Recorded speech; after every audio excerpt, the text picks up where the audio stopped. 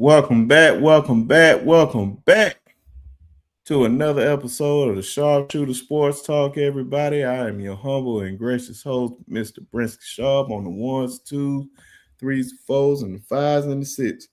Appreciate everybody coming up in here tonight.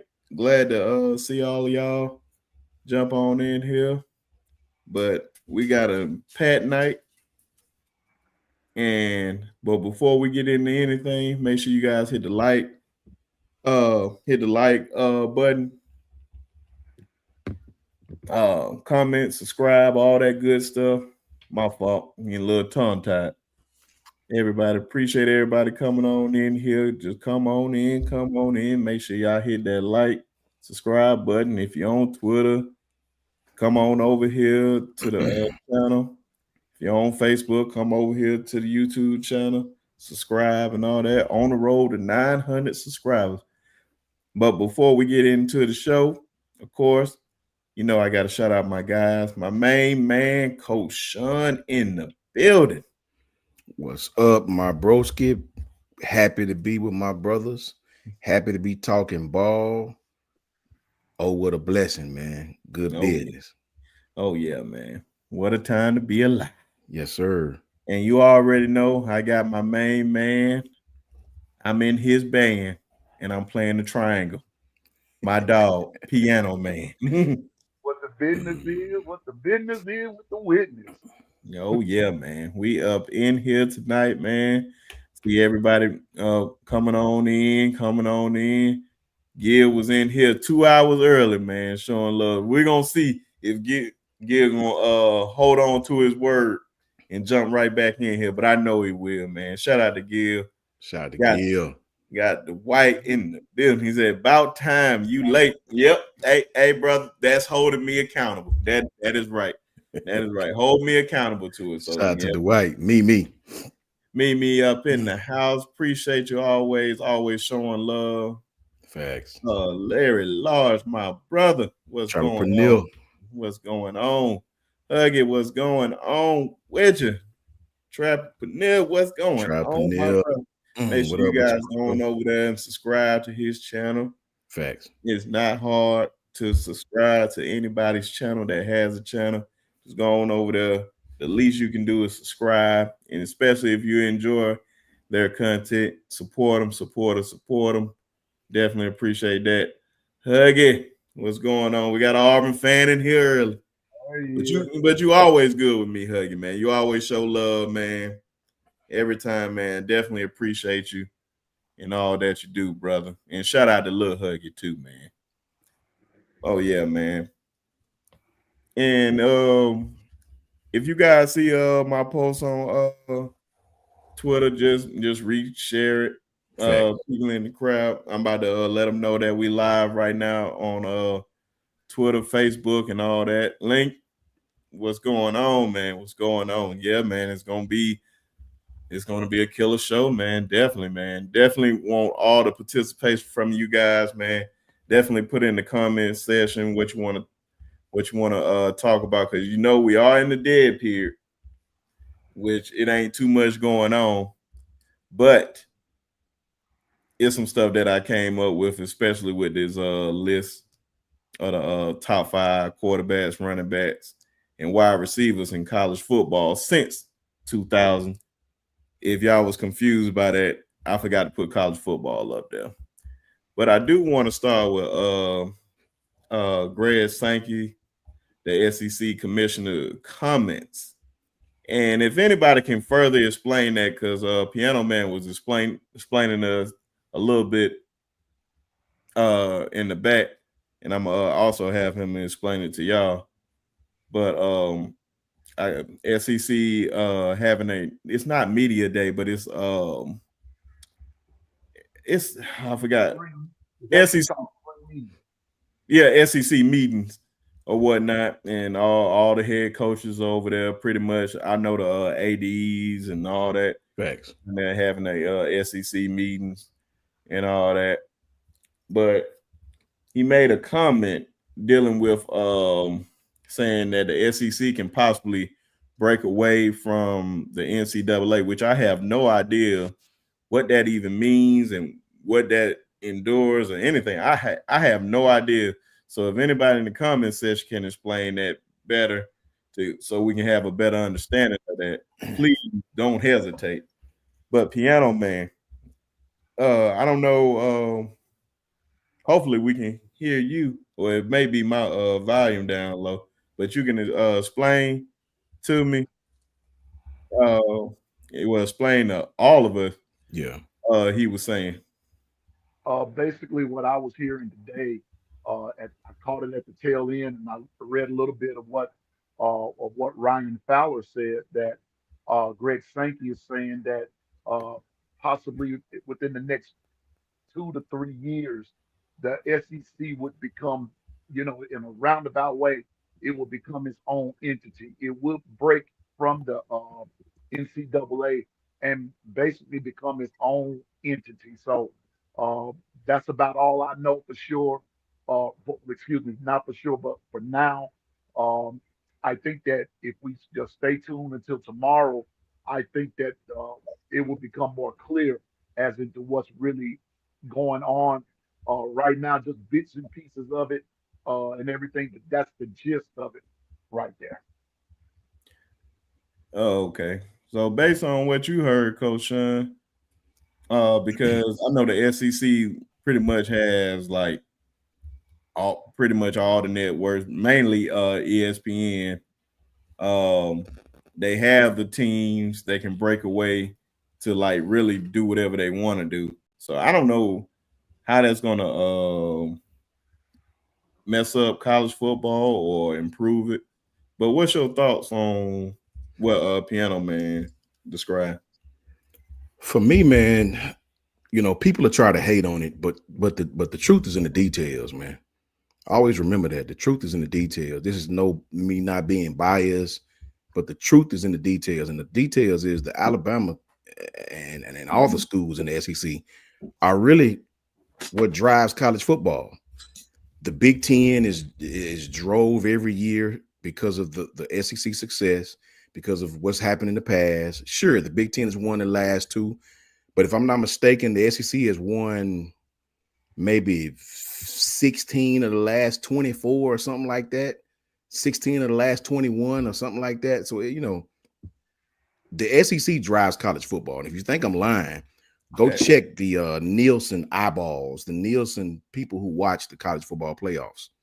The SEC championship game was still more watched than most of those games outside of Texas and Ohio State and the national championship game. So you can say what you want, but now the most populated part of the countries, as far as football concerned, is the Southeast. The Southeast high schools, they practice football year round. Up north, they don't. Say what you want to say, man, but at the end of the day, the SEC is really what runs college football. Yes, the Big Ten averaged more money than we did last year for as far as a whole. But remember, the Big Ten has more uh money generated sports than we do. Like they have stuff like hockey, that's actually pretty big in some states up there. They Yeah. have a lot of different things that we don't have. Revenue generated sports, we only have a few. Up north, they have a lot of different things in certain states up there. Soccer is huge for girls. Softball is huge down here for us. They have wrestling. So when you talk about revenue generated sports, those guys have more revenue generated sports. So obviously they average a little bit more money than I think ours was maybe 790 million. Theirs was like 830, right? So, but when you talk about just the nuts and bolts, just football, the SEC is still the most popular conference, whether you hate them or whether you love them. So I think the SEC has the power, especially right now, to sort of write their own ticket. It's no mistake, and people can hate. Fans of other conferences will lie about it and give you all these reasons why Indiana should have been there. Last year, all the Southern teams got shafted.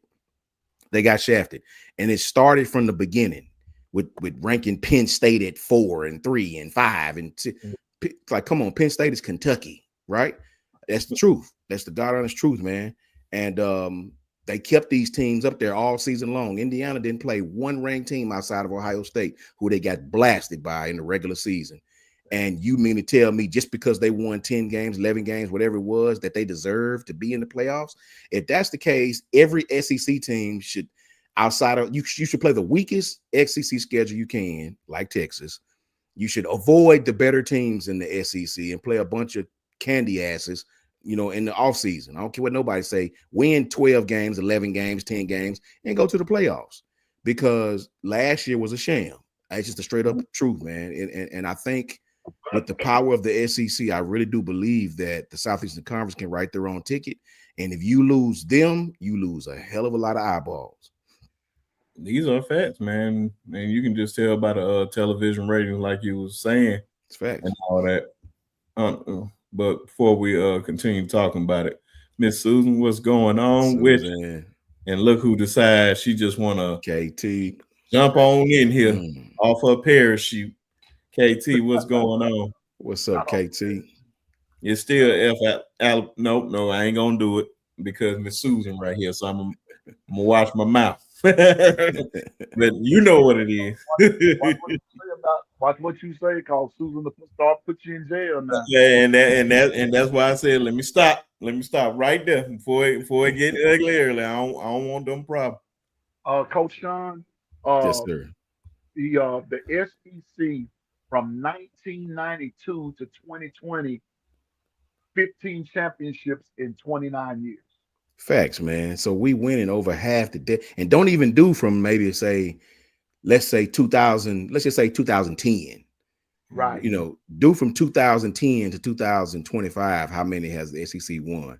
It's got to be it's got to be almost all of them besides Clemson, Florida State, Ohio State, and Ohio State. Ohio State, Michigan, Clemson, Florida State. Other than that, well, Clemson twice. So we'll say 2 Clemson, 2 Ohio State, a Michigan, and a Florida State. Other than that, what other team has won? Right?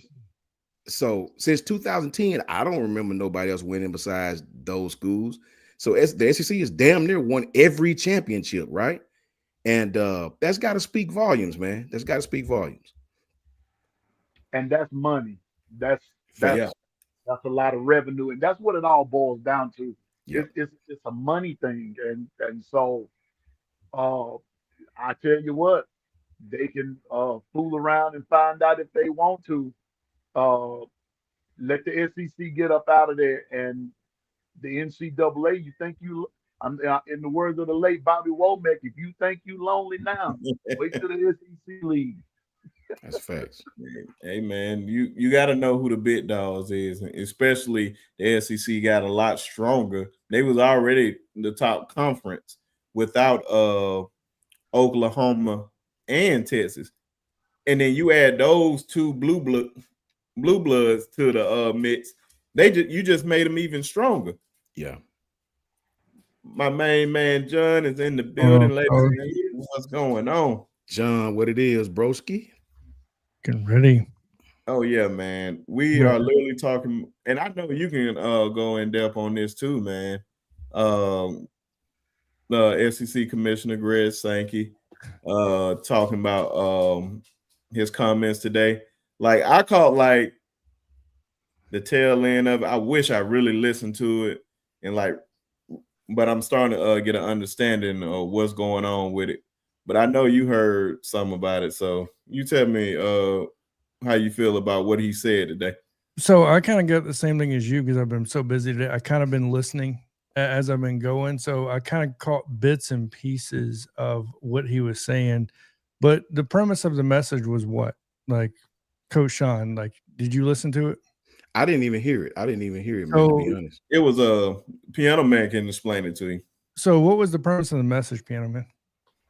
Basically, long story short, the SEC within the next 2 to 4 years could possibly break away from the NCAA and become its own entity. Oh, yeah. Okay. So I got you. So yeah, I pretty much heard what I needed to hear then. No, it's hard to argue it. No, I don't know what to take on that. The Big Ten is such a relevant piece of this. If he's talking about breaking away from the Big Ten too, I mean, the Big Ten. Correct me if I'm wrong. Don't they draw the most money? But media?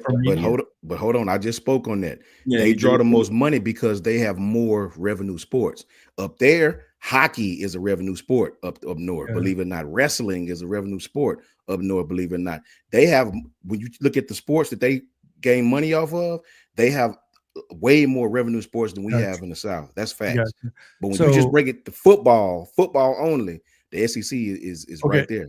So is that what Sankey's saying, is like football only, or is he saying all sports? Because if it's football only, I'll be honest with you, I could get behind that. So to be completely honest with you, if it's all sports, I don't know. I think one of the things that he was also saying that I know I've seen, it was like people in his office asked like, why are we still a part of the NCAA? That is true. I've been against the NCAA for the longest time. Yeah. I think it's a waste of time. That was my thing. Like, what? I don't know how that's going to work. I don't know, because I always just seen everybody under the umbrella of the NCAA. So yeah, how would that even work? Well, what most people don't realize. So I did my research on the NCAA. The NCAA didn't come about by accident, right? It's formed through an organization. But here's the thing about the NCAA: they empowered themselves. Why? Because there was no organization in place for structuring anything inside the entity within the universities at the time. So there was nobody else, right? So it was almost a self-empowerment, which is always boggling my mind to an extent, because if you look at it, you know, what generated so much revenue for the NFL, it was actually when the AFL, right? And then they had their merger, right, coming into one. So I don't understand why we can't do the same, really, if you look at it from that standpoint in college football, of merging, let's say, the Big Ten with the SEC and having that same premise happen. And then you appoint a new regulatory power over you. Because once again, the NCAA, it was self-appointed. That's my problem with the NCAA ever from the beginning, is the fact that they took control. They're the ones that decided we're not going to pay these players ever. And they have stood on that 10 toes down from day one until they were forced to give that up recently. Obviously, we know that. And they have completely stripped everything from the student athletes, simply for the fact that there's a word in front of athlete and it's student. So it's like, what is really your job? You know, people are going to say, oh, it was the regulatory, it's to regulate the rules, right? So for recruiting and stuff like that. Well, we see most of these rules that happen, most of them that are broken, or what?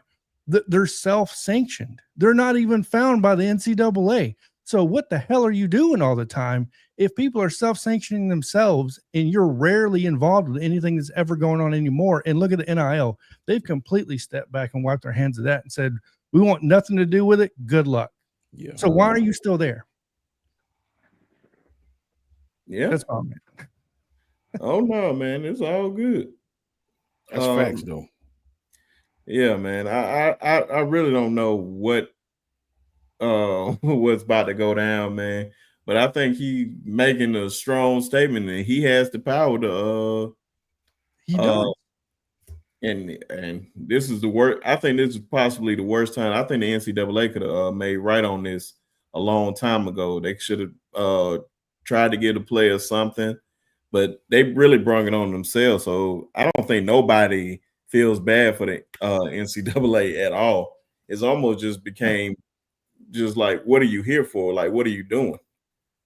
Exactly. And by the way, if you think this timing is coincidence with Title IX, it's not by any way, shape, or form. I talked about that fact. Great. Yeah. So there is no way that's coincidence. So this is definitely Sankey putting his, hate to say this, sorry audience, his balls on the table and saying, your turn to make the move now, because otherwise we're going over here while you guys are going over there. Plain and simple. That's what this is coming down to. Hey, and I talked about how last year, if you really pay attention to if we talking to open-minded fans and being real, they shafted the SEC from the beginning. Yes. Keeping Penn State in the top 5, top 10, keeping Indiana up there when they don't play for years. These people talked about. I watched you say Texas' schedule was better than Alabama's even though or whatever way it was when they let Texas stay above us because they beat us or something, whatever way it was. Mm-hmm. I watched you only let Texas be around because they beat Alabama, right? Well, they played Alabama. They played them at Alabama. That's got to count. You held Texas in front of us, right? When we went to the playoffs, you kept Texas up there, right? Well, Indiana didn't play anybody but Ohio State and got blasted by them. Literally, they didn't play any ranked teams, right? And they played a schedule that Kentucky would win 9 games on, right? And you rewarded them. And that's you did, and you made all these weak ass excuses about why they should be up there. The wins has got to matter. All this other bull. Nah, man. So you shafted. You can't tell me Ole Miss wouldn't have did a better job. Alabama, bad as we played, would have did a better job with the lights on like that. South Carolina, who had a Clemson team in that playoff, who got beat by 2 or 3 SEC schools all season long. They got beat by South Carolina. They got beat by Georgia. You know what I'm saying? So come on, man. Like, it doesn't make any sense. And the eyeballs are with the SEC. That playoff was a failure. And that is the point I've been preaching. I've been banging my fist on the table the whole time is, can we stop pretending like the majority of the NFL is not coming from the SEC? Can we stop pretending the majority of the viewership is not coming from the SEC?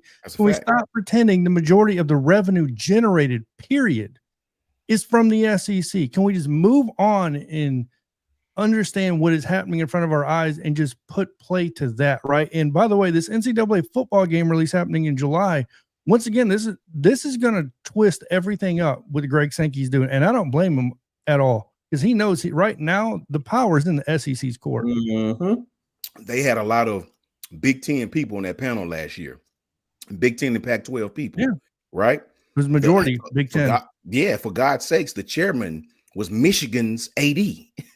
I forgot his name, but I did a video on him, right? Yeah, I forgot his name, but he was, I think it was Michigan's African-American guy, low haircut, heavy set. I forgot his name. He was Michigan's AD, bro.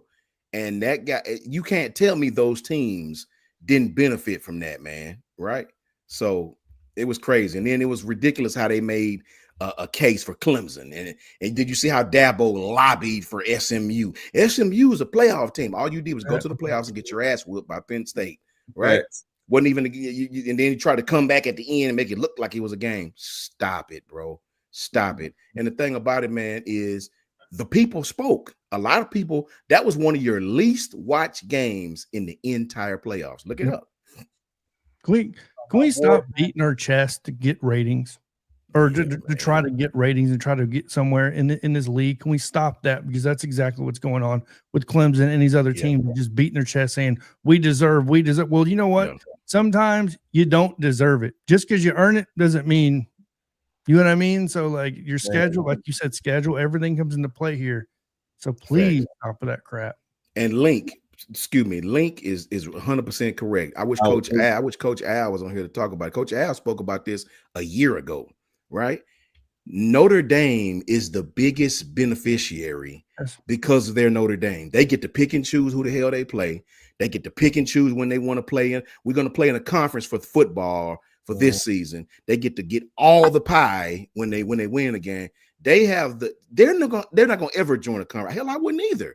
If we can pick and choose who we play, we get the biggest slice of the pie of any school in the NCAA, right? It's so unfair how they get, man. That's why I be hoping they lose. I won't even lie to you. Yeah, Janet. Because he said it right after the national championship game, man. He said, I wanted them to lose because they get all the money. Because, like, if they won, they don't have to split it with nobody. It literally goes straight to that school. But it was a lot of folks that just came in doing that conversation. Shout out to my dog Link. Shout out to Link coming in, man. Appreciate you. DSG, what's going on, bro? What's going on? DSG. Eddie, what's going on? Gil, I was talking about you, man. I said Gil said he was in here early for 2 hours. Yeah, he said 2 hours early. He said he'll be back in 2 hours. And look at you, Gil, man. Appreciate you. hop on with us, man. Oh yeah, man. Gil always showing love, man. Definitely appreciate all of you all, man. Who else in here? I don't know. I'm keep strolling down. Of course, Miss Janet. Appreciate all your support for all our channels. All y'all really just go through all our channels and be supporting. So definitely appreciate you all. But yeah, man, he has the power. He is really. I don't even think he's really flexing his power right now. I think he basically just took off his shirt and just saying, I can do things to you. Just don't test me. And I don't think nobody want to test him right now because I believe the SEC leave. I believe the Big Ten is right behind him. And don't forget, as much as I don't like ESPN, ESPN's going to back the SEC. Of course. Of course. So ESPN to Fox Sports, let's not even make that comparison. Yeah. Not even close. CBS to Fox. When CBS had the SEC, which I'm still trying to figure out how CBS just let the SEC just walk out the door. That's one thing I'll never understand. I wish ESPN didn't get the SEC because watching the 2:30 game on CBS just felt like tradition, man. Yeah, it did. And now you just watching on ESPN. It's just like, okay, you're on a Big Dog channel or whatnot, but it's just not the same. But I can tell you right now, Gary Pete, he had one season in the SEC, in the Big Ten. He already about to retire. Facts. I haven't heard nothing about no retirement as long as he been in there. But I know he just like, man, I got Iowa and Indiana. What am I doing here? I can live with Kentucky and South Carolina before I can live with that. Facts. So man, it's crazy. But of course, something else just went down today for us gamers that love to play video games. I come from that era, everybody. I'm sorry, I just come from that era. Same. Finally, we have the official cover for it didn't want to pop up. And it's there you go. College football 26. We got Ryan Williams and Jeremiah Smith on that the boy cover. Jeremiah Smith like a grown ass man. Right? Good oh Lord, my God. Yeah, I mean, man, and ladies and gentlemen, he's just a sophomore. It's crazy. He's just a sophomore. Ryan been hitting them weights. You can definitely tell. Yeah. Yeah, he definitely been on those weights, man. I just love the cover. This year, been waiting on it. The official trailer is Thursday at 9 a.m. So definitely can't wait to see that. And this is the deluxe edition. I'm trying to see everybody that I can spot in here. Got Reggie Bush. I think that's Jeremiah, Tim Tebow, Kirby Smart, James Franklin, Denard Robinson, Ryan Day, referee. Referee. They pretty much got Caleb Downs, Dylan Stewart, Jonathan Franklin. I don't know how Jonathan Franklin made it to the cover, but that's a story for another day. Lenore Sailors, I believe, sneaking in back there, right? No, that's Dylan Stewart. Oh, okay. Sorry, it's hard to see. All right, so yeah, if Nussmeyer. Yeah, Nussmeyer up in there, Coach Sean, boy. Yes, sir. I forgot my man name from Arizona State. He like right there in the middle. Come on, McMillan? Or no, you should the quarterback. Oh, the quarterback. Okay. What's his name? Rashada? No, he got a hand hold up like he should do.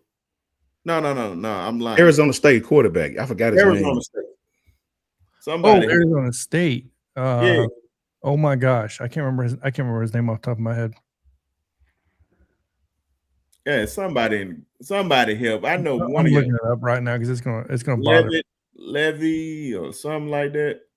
but he supposed to be one of the top quarterbacks coming Sam in. Leavitt. There you go. Now what I said, I knew it was some. But yeah, man, it should be a big year. Is that Lane?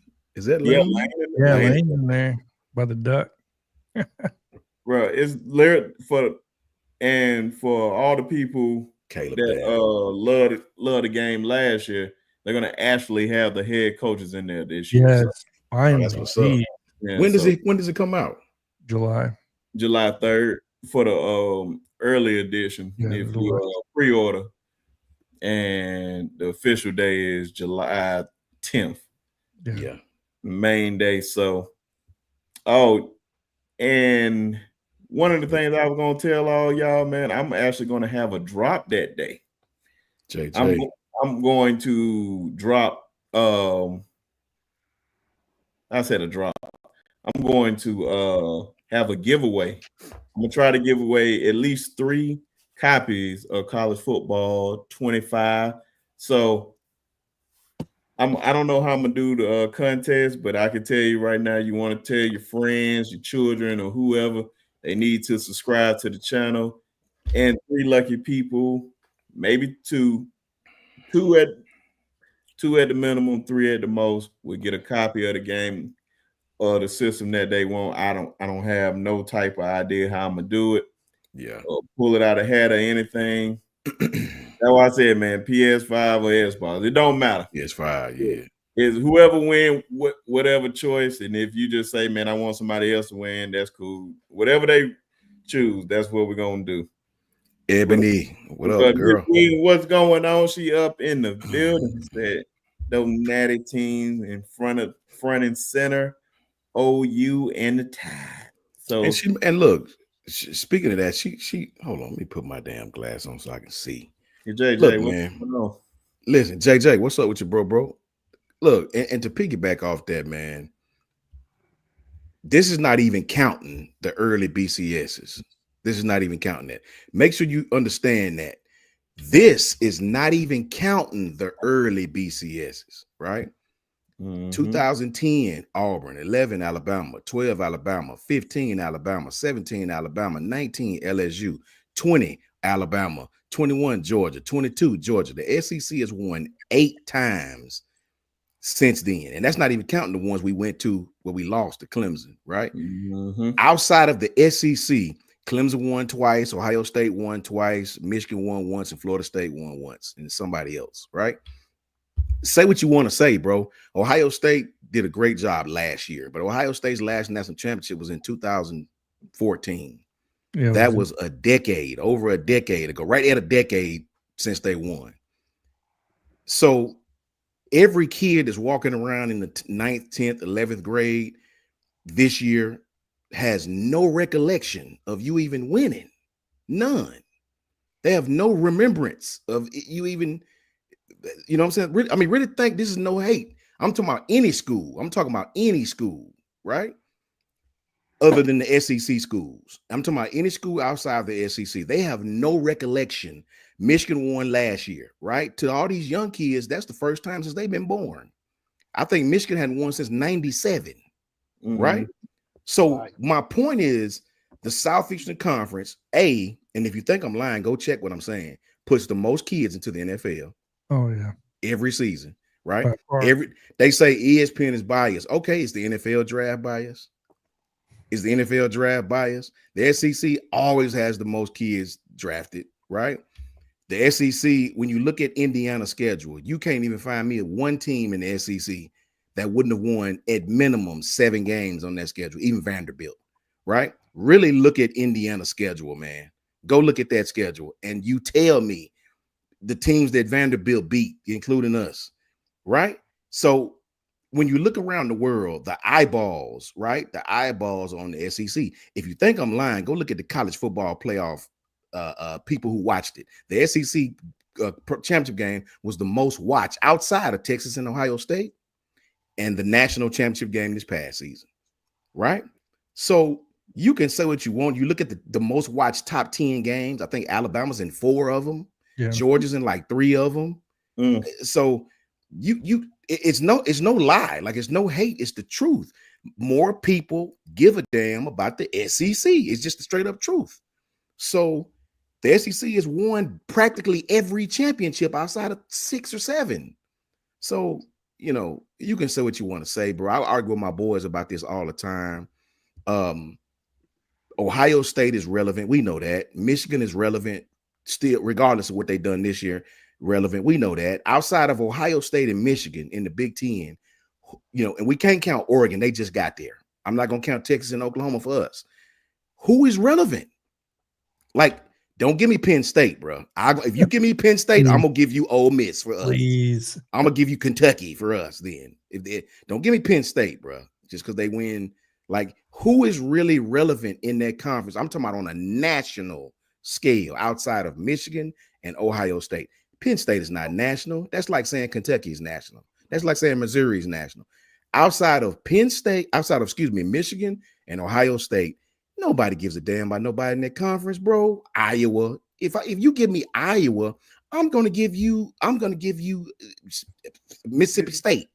Straight up, man. So you look at the Big 12, nobody's relevant in that conference, bro. Nobody gives a damn. You go to the ACC, Clemson, and who else? Miami just got good 7 minutes ago, right? Literally. Who is relevant outside of Clemson on a national scale, year in and year out? There is nobody. Florida State been dead since years, since Jameis left. They've been dead. The SEC, bro, every season it's Alabama, it's Georgia, LSU, it's Ole Miss in here of late. I mean, bro, how many teams? This will end it. I'm gonna be quiet. Look at every other conference. How many teams in your conference has won a national championship of late? I can give you 4 from our team, from our league, 4 different teams, right?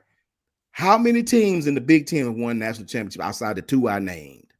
Not a damn soul. How many teams in the ACC outside the 1 I named have won a national championship? Not a damn soul, right? I know Florida has won, LSU has won, Alabama and Georgia has all won national, and that's not even counting Auburn from back in 2010. I could say 5, right? So really think about that, man. 5 different squads in 15 years have won national championships. If that don't tell you how tough it is in this conference and the cachet that comes along with the SEC, I don't know what else will. I don't know what else will, man. Yeah, man. That's pretty much a mic drop for real, man. For real. Like, I don't know what else to say behind that. You said it best. It's always that. Go ahead, piano man. My fault. What Coach Sean is saying, the SEC is college football. Everybody else, just you get in where you fit in. I mean, and that's no disrespect to anybody, but Coach Sean just gave you the details right there in a nutshell. No other conference can put up that type of resume. So if the SEC ends up becoming its own entity, or however that goes, the NCAA, let's put it this way, college football is in trouble. Yeah. Yeah. Bottom line. That's really all it come down to. College football is definitely in big trouble. But hey, they made it this way. They could have fixed a lot of these problems a long time ago. Now the chickens just coming home to roost now. So I don't feel sorry for them at all whatsoever. They really made it this way. So it is what it is when it comes to me, man. But I just want to give a shout out to Eddie, man. Thank you for the kind words, brother. Definitely appreciate you, especially the folks that came from KB's channel and came over here and actually subscribe and actually love the content. So that definitely means a lot that some of you guys came over here and actually liked it. And shout out to KB just for even doing that, man. Thanks, man. Shout out to KB always, bro. For definitely showing me love. Like anytime he see me in the chat, man, always shouting out the channel. Always shouting out everybody from Coach Carl, the piano man, from you to Ty. So, man, definitely appreciate that, brother, for real. Yeah, man. Ms. Williams asked you what jersey you got on. I know what jersey you got on, Piano Man. Hey, don't you start, Ebony. Oh, I done got Don't straight. you start. I Yeah. just said it's Mean Joe Green. Talk to her, Piano Man. That's all need to be said. It's Mean Joe. Couldn't nobody from Cleveland handle it, and they still can't. So let that go, Ebony. You don't want this smoke. I guess you heard that, Ebony. Ooh, White, Ebony. Arrowhead home. Mean Joe Green. The original Steel Curtain. You don't know nothing about that. You don't know nothing about that. Janet, don't tell her that. Don't let her. Don't remind her, Janet. Please don't remind her. She might hit it again, Janet. No, and that's like talking about that man, folks, man. You can't do that. There you go, Gil. Shout out to Gil. Yeah. Man, there's a lot of y'all Steelers fans. Now, one thing I would give you, man, y'all travel. Y'all would take over somebody's stadium, man. I forgot. Especially that one in Cleveland. Ooh, we takes that rascal over every season. Janet says she just want to say Squealers. I'm gonna tell you why she want to say Squealers, because look, I knew the only team that can make squeal. That's the look problem. at him, Piano Man. QB, and y'all can talk to me until then. Shh, Ebony. Yep. I'm you bullying me. I feel like I'm being bullied, Ebony. Why do you bully me? Just because they got Shadua Sanders, that don't mean they got a quarterback. He can get sacked too. Shout out to Ebony, man. Hey, man, y'all be letting y'all true feelings hang out now. And you know he can't run. Ebony been on me for years by my Steelers. I love Ebony. That's my dog. No, man, it's all good, man. Definitely. Facts.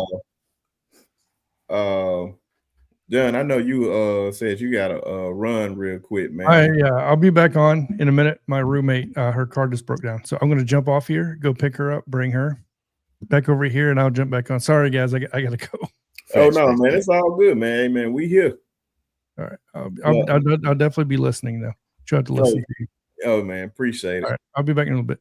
And everybody, man, make sure you tell a friend to tell a friend. Come on over here and subscribe. Like I said, man, I will be doing a giveaway of college football 26. Shout out to my main man, Jay at Unfair Sports for the idea. He did it last year, and he's doing it again this year, but he's doing 10 copies. So you make sure you go over there and subscribe to the boys' channel, YouTube channel at Unfair Sports, and also they Twitter/X. I don't have the big money like those guys. They can just buy 10 games just because. So I'm just starting off small this year. So I'm gonna figure out the details and whatnot, and we can figure that out. But tell a friend to come on over here and subscribe to the channel and all that, and be on the lookout for all that. But he said Ravens versus Steelers is the best rivalry in the NFL. I think so too. Hey, man, one thing you're gonna get out of that game is gonna be physical. I can promise you that. Physical facts. That's no question about that. Especially when it used to be Ray Lewis, the greatest safety in the world, Ed Reed, Troy Polamalu. Yeah, man, it was. Them were the times, man. I used to love those games. It didn't matter. I was neutral always because I like guys on both sides. Yeah. But of course, ladies and gentlemen, another topic that I want to hit on is the top 5 college football. Sorry if y'all didn't understand where I was going with that, but top 5 college football quarterbacks, running backs, and wide receivers since 2000. And the reason why, because I think From asked me last week, why just 2000? Because the Athletic dropped the list of like the top coaches since 2000 and the top players, top 25 players since 2000. And so I just said, man, let's split it up. And because, matter of fact, since I got them on here, I can really ask. Matter of fact, you know what? I'm gonna let them give out their opinion, because once they look out, I don't know which way I want to do it. I don't know if I want to show you guys the list first, but this is the list of the players, because I know you and Piano Man went on here for it that night, or maybe Piano Man was on it. I can't remember, but I know you weren't on here, Coach Sean. But this is the top 25 players since 2000 by the Athletic, and trust me, it's so many guys on this list that shouldn't be on this list at all. And I don't care if they won a Heisman at all. That don't mean nothing to me because all Heismans are not built the same. But I don't know how Quentin Nelson is on this list. Who else on this list? I wouldn't have Aaron Donald on here. College football wise, of course, I may consider him the greatest defensive tackle ever. He's just a bear in a uniform. But Marcus Mariota, questionable. But Roy Williams was probably the most questionable one. But we'll come back on this and you can tackle that. But I just want to hear you guys top 20, not I was about to say top 25, top 5, whatever one you want to start with first. Are you doing position? Because I did it by position. Yeah, by position. My fault. Which position you going? QB, running back? Let's just start with quarterback then. Just get it out of the way. I just did a top 5, and everybody's top. The reason why I like doing this is because everybody's top 5 is different because of different reasons. Like they got Cam Newton number 1. I can't argue with that. The 1 year Cam had was as awesome as you're gonna find, but mine is a little different. I actually did 6 because I couldn't decipher between 2. At 6, I got Johnny Football. It's not necessarily about winning the championship for me. It's just how did you impact that season? I don't think you can have a top 10 without putting Johnny Manziel in there. The effect that boy had on college football in that one season was astronomical. If NIL was a thing when Johnny Manziel was here, man, he'd have broke the bank. You think Shador and them did it? Johnny Manziel probably would have broke the bank in every facet of NIL that's possible. 6, I had Johnny Manziel. 5, I had the Ring King himself, AJ McCarron. I got to put AJ in there because how many quarterbacks do y'all know that win 3 national championships in his 4 years of college football? 2 of them as a starter, 1 of them as a backup behind Greg McElroy. 3 championships in 4 seasons, bro. 3 rings of his 4 fingers. That's you're probably not gonna see that no more. That is straight up. At 4, I had Kyler Murray. I think Kyler Murray had a hell of a season that year. He was the shortest quarterback ever drafted at 5'9". The kid was awesome. He had a pro contract in baseball and football. You got to have Kyler Murray up there. At 3, I had Bryce Young. The season Bryce Young had was outstanding. Fell short of a championship because of a few injuries. If Jameson Williams had played, if Mechie had played, if Shaheem Carter had played, and if Josh Jobe had played, not Shaheem Carter, but Jalen Armour Davis. If they had played, I do believe that's both our starting corners and both our starting receivers was out that game. And mind you, we had just put lashes to your asses, belt to your ass 2 weeks before this game. We played Georgia, whipped their asses, right? Came back 2 weeks later with our top receivers, 2 of them gone, both corners gone, and end up losing. And had a 14-8, 14-10, whatever it was, lead going into the 4th quarter until we threw that pick. Call it what you want. I got to put Bryce up there at number 3. At 2, I got Cam Newton. Cam Newton had a hell of a season for 1 year. Took Auburn to a national championship game. If you got to go out in 1 year, that's how the hell you got to do it. The kid was awesome. Beat Alabama. He beat everybody. Was a one-man wrecking crew. That team really wasn't even that good, to be completely honest with you. I mean, I hate to say it that way, but they won a national championship because of that quarterback and a good defense, man. And at number 1, I got somebody different. Most electric cat I've seen at quarterback. This kid, they tried to make him turn running back. The kid told you, I'm a quarterback, and you see what he's doing now, and that's Lamar Jackson. You know what I'm saying? So that's my number. That's my 6.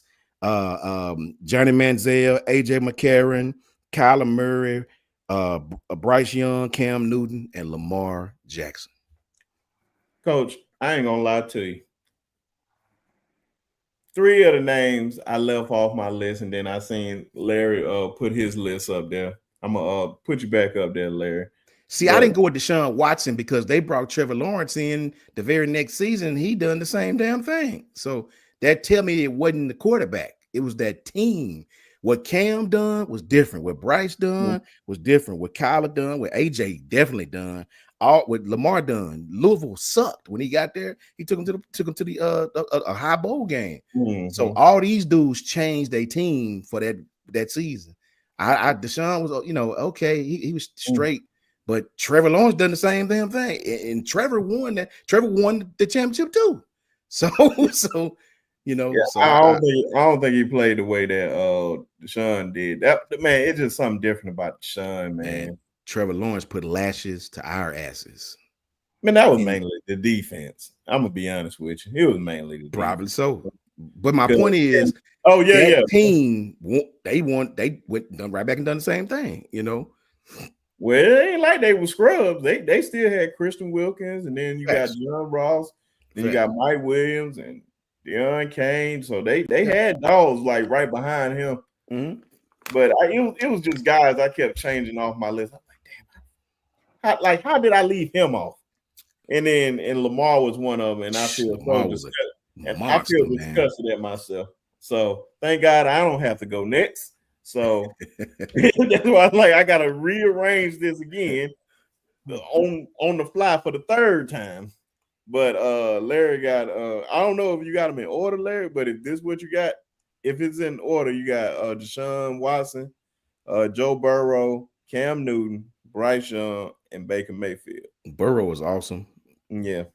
I left Baker Mayfield off because I just think at that time they could have, I didn't respect that squad like I did with all the rest of these kids. I think what Kyler done there was more impressive to me with the team Kyler had. Him and CD that's about it. That's about it.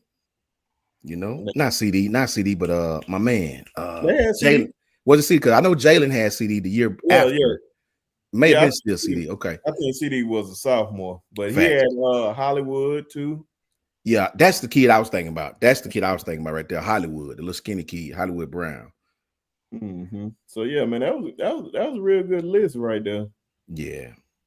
Eddie said Cam. He said, beat y'all ass in the championship. He did. And he's a South Carolina fan. And said Stephon Gilmore failed on the last play before halftime over after that. Yeah, man. I didn't expect South Carolina would beat them. If we didn't beat them, and I'm still upset the way we lost, man, that game.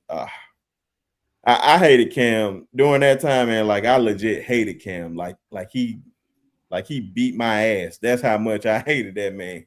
Didn't know the man from a can of paint. I just couldn't stand him.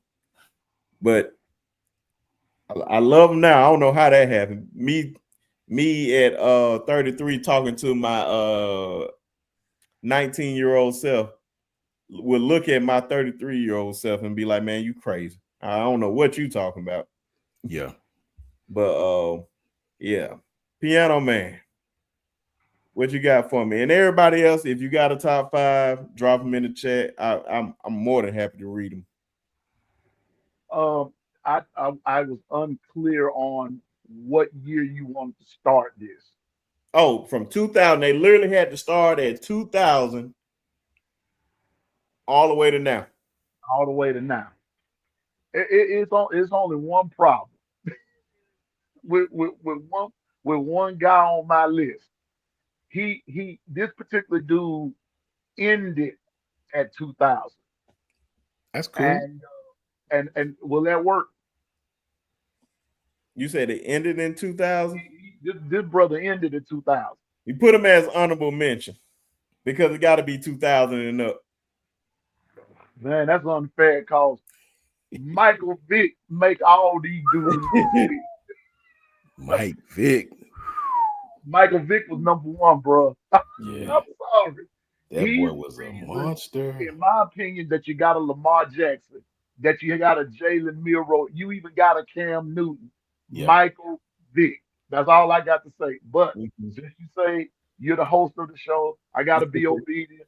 Do what you say. So he will reluctantly go honorable mention.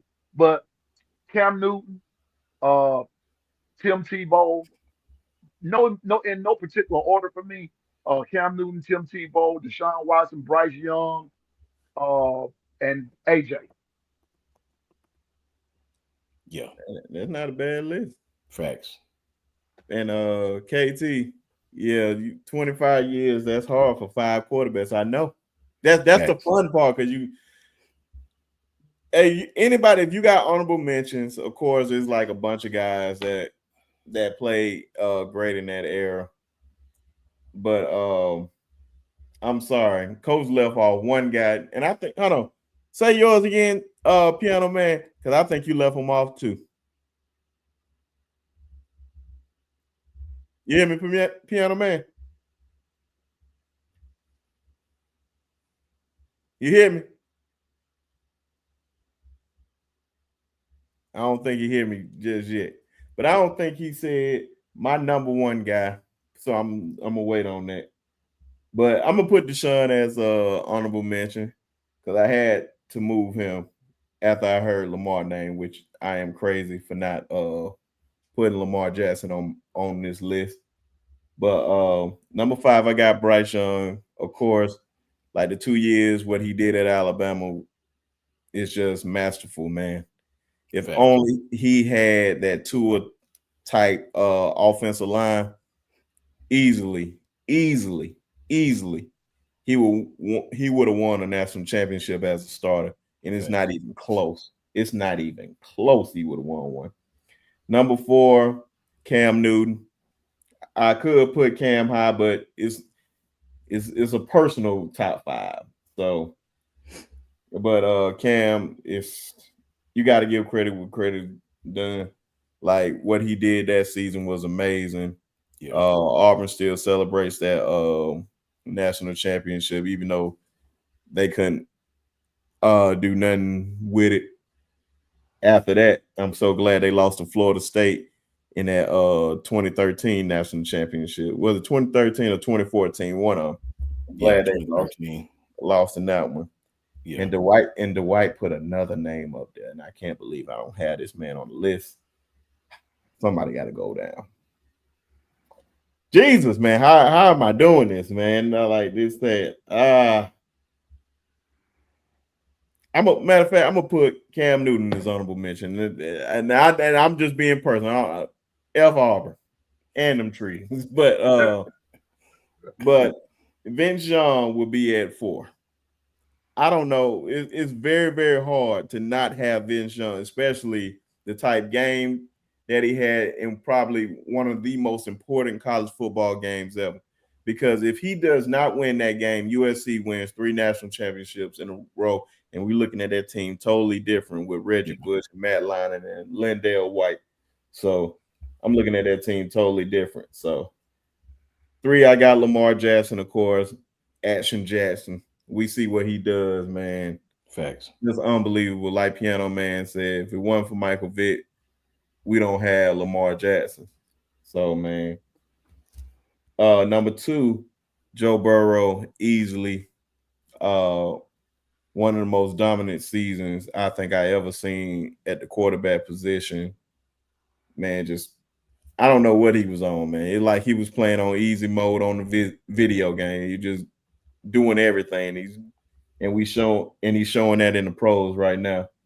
And number 1, without a doubt, Tim Tebow. There's no question about it. I've seen what this man done in the SEC. I've seen literally one of the most.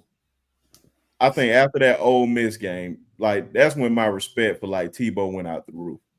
After that Ole Miss game, when he made that promise that they have set in stone, I think on his statue, he said there will never be a player in the country that plays harder than me and such and such and so forth. Y'all know the speech. And proceeds to do exactly what he said he was going to do for the rest of the year. Just straight lights out. I believe he should have won back-to-back Heisman just off that Because if you go back and look how he played after that Ole Miss game, it's probably some of the most impressive football I have ever seen by a human being to lead them boys to a national championship against Oklahoma. So, and then the man go through college. His whole, I remind, this is a PG-13 / rated R sports channel, but the man literally went through college a virgin. I don't know how you do that, and he was the man. Facts. I don't know how he do, but God bless him. But God bless him. that's some self-control right there. And Yes. I don't know how he do it. A virgin, you get number one just off that alone. Yes. But so we're gonna move on to running backs. So I don't know. This is Coach Sean's position.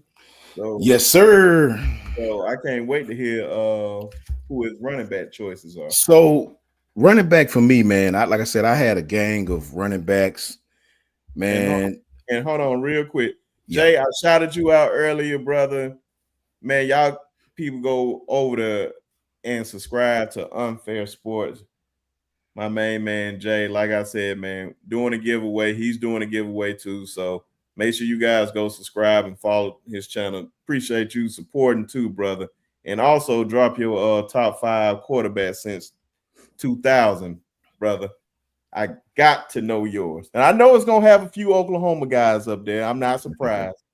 You are the man, bro. I really do appreciate you, man. Always showing love and support. Facts. But go ahead, Coach Sean. That was my fault. Oh, you good, bro. Shout out to Unfair Sports for sure. Shout out to Jake doing your big things. As far as running backs for me, man, it's tough.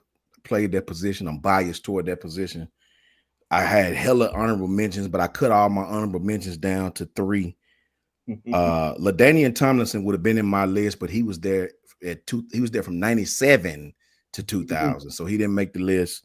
My honorable mention is Frank Gore, Zeke Elliott, and Christian McCaffrey. Those are all my honorable mentions, man. Christian McCaffrey had one of the best seasons receiving and running that you're gonna find since Marshall Faulk. Trust me. But my running backs are as follows, and I am an Alabama fan, right? What's up, BT? Brian, what's going on with you, boy? BT, what's going on? At number 5, I got Mark Ingram, man. I had to choose between him and Trent. I could have easily picked 3 running backs from Alabama to make this top 5 easily, and nobody. I'll fight you all day on that. I could have picked Trent, Mark, and Derek. All 3 of those guys should have been on this list, but I didn't want to, just for the sake of fun, I didn't put Trent on it. You know what I mean? Even though we know Trent's a top 5 back, this kid was crazy in college doing his thing. Mark won the Heisman, I understand, but so I went with Mark at number 5. For me, one of the running backs I saw when I was younger, this kid was stupid crazy. He was fast, he was strong. I went with Derek McFadden at number 4 for Arkansas. Derek McFadden, man, I'm gonna tell you, dude, y'all need to go back and watch that cat. That cat hit the sideline council Christmas and was good in the NFL for several years. At number 3. At 3, and this kid could have been higher, but I put him at 3 because I just think the top 2 is better. This kid may have been a better all-around running back. And number 3, I went with the man Reggie Bush, USC. If you remember Reggie Bush, this kid was electric as they come. He was awesome to me. At number 2, what may possibly, and this kid was arguably number 1 for me, as far as taking the ball. And, if you play running back, you understand what I'm about to say. As far as pressing the line of scrimmage, we call it pressing the LOS. Pressing the line of scrimmage, meaning if you're running off tackle, this kid would take the handoff and really press the line of scrimmage. 1 foot in the ground. And, I'm talking about it was over. And that's Adrian Peterson, Oklahoma. This kid, I don't know if y'all, man, Adrian Peterson, bro, was a man amongst boys. That was one of the only kids I ever thought could come out of high school and potentially made an NFL roster. I used to think that this kid was just that good, bro. High knees. Kid hit the line of scrimmage like it was on like a bat out of hell. Shout out to Bishop. Shout out to Bishop. What's going on? Adrian Peterson was probably one of the best running backs I've ever seen, bro. Agent AP had the same. I was very similar to Cadillac Williams, who I played against. AP was different, bro. Adrian Peterson at my number 2. And who else at number 1 but King Henry himself? Who else at number 2 but King Henry himself? 30-something carries against Georgia and ran over them in the rain at Georgia. So that's number 5, Mark Ingram. Number 4, Darren McFadden. Number 3, Reggie Bush. Number 2, Adrian Peterson. And number 1, Derrick Henry. And Larry Large, I love your list, but you can't go before 2000. You can't. I had Frank Gore on mine as well, Ricky Williams. Yeah, you got Ricky Williams. Yeah. I need 2000. They cannot. They literally their freshman year has to be 2000 people. Yeah, 2000. Now them other guys can be honorable mention, but that's why I didn't put. That's why I didn't put LaDainian Tomlinson on my list. So Mark Ingram, Darren McFadden, Reggie Bush, Adrian Peterson, Derrick Henry. Man, listen here. You name nothing but dog after dog after dog after Can't dog. go wrong. Especially that Darren McFadden with him and Felix Jones. Lord have mercy. Them boys was different, boy. Man. Real SEC football right there. Yeah. Real SEC football. I know. I'm go back and of course, Mimi got all the guys, got Derek, got Mark, got Trent. Facts. I could have went that way. Facts, Mimi. All facts. Jay put Cam Newton, Lamar Jackson, Baker Mayfield, Joe Burrow, and Trevor Lawrence. See what I'm saying? He put Trevor. See, that was my point right there on Fast Sports. Man, that was my point. That's why I didn't put neither one of them on there. On mine. And there's no way I'm picking Trevor over Deshaun. No way. I'm not doing it, Jay. I'm not doing it, Jay. And then you ain't got Tim Tebow. There's no way you can have a list. But like I said, it's your list. You can put whatever you want. You can put whatever you want. So I can't get too mad at it. Oh. And then since he put the running backs up there, he got Adrian Peterson, got Reggie Bush. Steve Slayton was good. Okay. So his list is very similar to mine. All besides he put Steve and I put Mark Ingram. He put Steve Slayton. Okay, yeah. Derrick Henry and Darren McFadden. Yeah, man. So yeah. Piano Man, what you got for me? Like I said, man, y'all drop them in the chat, man. I'd be happy to read them, man. I'd be happy to read them. Now, even though I'm wearing Mean Joe Green, don't get it twisted. I was like Coach Sean, I was a fullback. So I'm very biased. So since I'm going honorable mention first, my first honorable mention, I need to clear my throat here. I got to go with Frank Gore, even though he was before 2000. That dude was a beast, man. Yeah, he was. And he was on the Miami. I think you good. Frank Gore was in the 2000s. Okay. Frank Gore with the Miami teams, man. Those dudes were just something different. It was just something different about all them guys. But my other honorable mention, and Ebony, give me some credit right here, because here's a guy we don't bring up, and the guy was actually a good running back. And that's Maurice Claret. The guy was pretty good. He was that tone setter of a running back for Ohio State back in the gap. So those are my two honorable mentions. But at number 5, I got, like you, Coach Sean, I have Mark Ingram. Yeah. Enough said. Number 4, now I'm going off the cuff right here, but I'm going back to Alabama. Eddie Lacy. Eddie Lacy. Yes, sir. Eddie Lacy. That dude was something different. He was big, but the guy had moves. And once he got rolling, you wasn't gonna bring him down. Ask Notre Dame, they'll tell you. Darren McFadden. I can't even talk about that dude. I used to look back when he was playing. I was waiting on Arkansas to come on TV just as much as I was waiting on Alabama. Facts. Yeah. So I could see Darren McFadden and Felix Jones. Boys are different. One of those two got the football. Great things were about to happen. But give me Darren McFadden. At number 2, I have 2 guys. The first guy, Adrian Peterson. Yes, sir. Like you said, he was a man amongst boys. But my second guy is Reggie Bush. Yeah. Got to bring Reggie. Reggie's the only dude I know that could stop on the dime. And I don't know if y'all have ever seen this clip.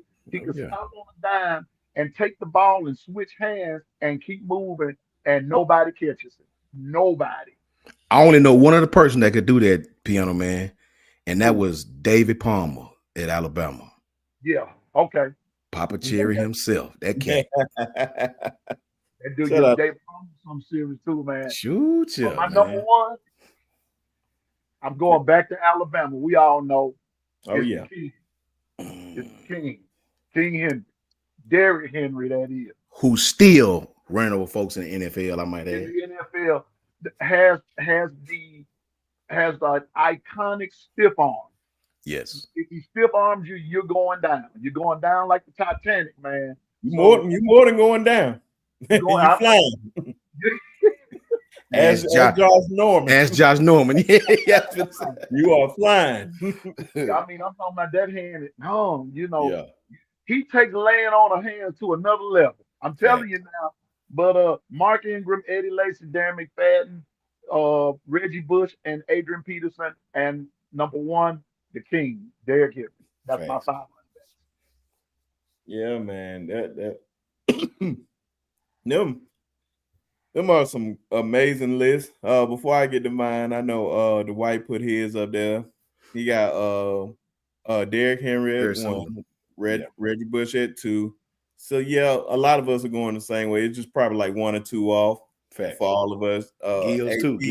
Gills too. Mm-hmm. AP at 3, Mark at 4, and Jamal Charles at 5. Yep. Hold on, what Gills? I don't want to skip nobody. Like I said, man, y'all put in chat. I really want to see everybody's. If you feel like doing one. There's number 1. Go ahead, my fault. Unfair, Jay, Unfair Sports. I was gonna say Willis McGahee too. That dude was something serious, man. Before that national championship game, before he got hurt, man. Before he got hurt, man. Oh my God, he was running that football, man. Yes, sir. Got and he had an O line out this world. So that's what was happening with him. I like Chubb, Ebony. I like Chubb, but I think before Todd Gurley got hurt, I think Gurley was better before Todd Gurley got the knee injury, and then Chubb took over. I think Todd Gurley was, but I don't know if Todd Gurley was better than Darren McFadden, Reggie Bush, Adrian Peterson, or Derrick Henry. You know what I'm saying? I don't know if he was better than them. Those guys were different, man. It was a different time. Yeah. It's hard to put anybody above those guys. And you got Henry, AP, Bush, Ingram. Oh, I had to think about it for a second. I'm tripping. Mark Ingram, Richardson, and honorable mention Darren McFadden. Now let me get to mine. I'm just gonna give an honorable mention to Mark. Heisman Trophy winner. I'm gonna give an honorable mention to Mark. I'm sorry, Mark. You're not on my list, and it feels sad even doing that. But I got Trent at 5. I believe Trent had a better rushing year than Mark. He just so happened to just go against I think with that year that was Johnny Manziel, was it? I think Mark's last year he rushed for a little over 1,600. Trent rushed for 1,700. If I'm not, I used to keep up with them boys really a lot. Mm-hmm. So yeah, man, Trent was just different, man. Especially his iconic move against Ole Miss with the he had to defend the fall. I'm still trying to figure out how he fell, but I wasn't out there, so I can't say what I would have did any better. And then, of course, man, number 4, Darren McFadden. I was afraid that nobody was going to mention him. I was like, but he wasn't going to get by me. All know football in here. Yeah. Clearly, we all know football is. Yes. Darren McFadden was so different, man. Just watching him and Felix Jones and Peyton Hillis.